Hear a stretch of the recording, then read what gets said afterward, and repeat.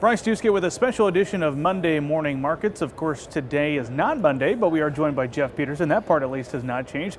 Joining him from the Iowa Ag Expo here in Des Moines as we catch up about the latest market activity. And Jeff, we've got to start out talking about the exports because we've seen a lot on that side, a lot of news coming out. Remind us where we stand. We did have a couple record days over the past week or so.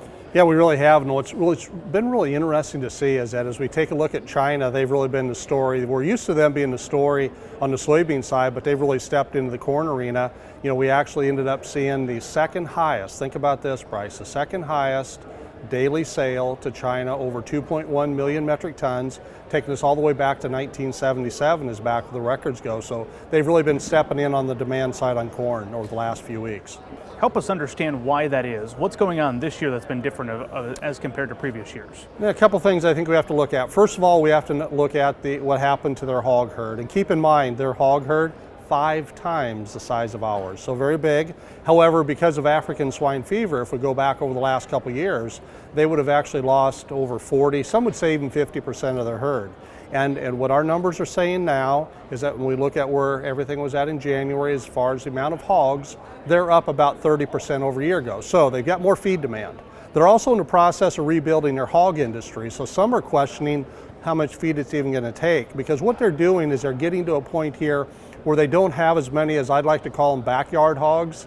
It's kind of like the hog herds we had here in the U.S. back in the probably 50s into 60s. They're getting more into confinements, and I think as a result there's more demand on the meal and the corn side. The other thing that we're suspecting is that because of the problems they had with flooding, we don't think their corn crop was as big as what they thought. And as a result of that, you bring those two together and they're stepping in and buying. Another item that I think we have to give some consideration to, because of the tension that we're seeing between the U.S. and China, there could also be some stockpiling. We don't think that's quite as likely though, and the reason we don't think that's quite as likely because their internal price for corn ended up getting over $11, and that's been the highest it's been in history. So we think there is some real internal demand that they're having too. Jeff, let's also get an update on the safrinha corn crop. You had shared with me that it's about 2.1% planted as compared with 15%. That's got to be a really low number as we've looked at previous years, right? It really is a low number, and that's the slowest pace in 10 years. And let's talk about the significance of that. The reason that it actually happened is because we got off to really dry conditions and their soybean planting was really slow. And the significance of that, though, is that we have to look at who are the world players on the export corn side. Well, U.S. number 1, and then you come into Brazil number 2, and then you come into Argentina and the Ukraine. Well, the Ukraine had some problems, and a lot of that demand that would have went to them now came over to the U.S. We're currently setting as the cheapest corn out there in the world so far. And actually the corn crop that they're planting, the safrinha crop we're talking about, that will supply 75% of their production, and that's mostly the export corn that goes out there to compete with the U.S. Now the timing is important because what ends up happening is that normally every year, even under good conditions, that tail end of that crop, when it's pollinating and filling the ears, that's usually in a little bit drier and warmer time anyway.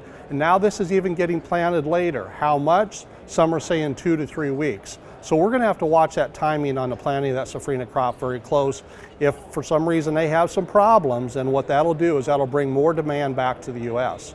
Well, Jeff, I mentioned we are here at the Iowa Ag Expo. By the time folks are watching this broadcast, it's going to be maybe a little bit too late for them to come out to this show, but the Nebraska Ag Expo is coming up, and you've got an opportunity for folks to stop by your booth at Heartland Farm Partners and learn a bit more about some of the services you guys provide. Yeah, we sure do. We do invite them to come out, and what's always nice when they come out is that they do have a chance to sign up in person for our free market commentary. Also, if they do stop by, they can go ahead and get one of our pub glasses that we give them as a thank you gift for signing up. So we'd love to see them. I got to get my hands on one of those pub glasses one of these days. Jeff, as always, we appreciate your time and insight today. Jeff Peterson, he's the president of Heartland Farm Partners, and I'm Bryce Duskett on the Rural Radio Network.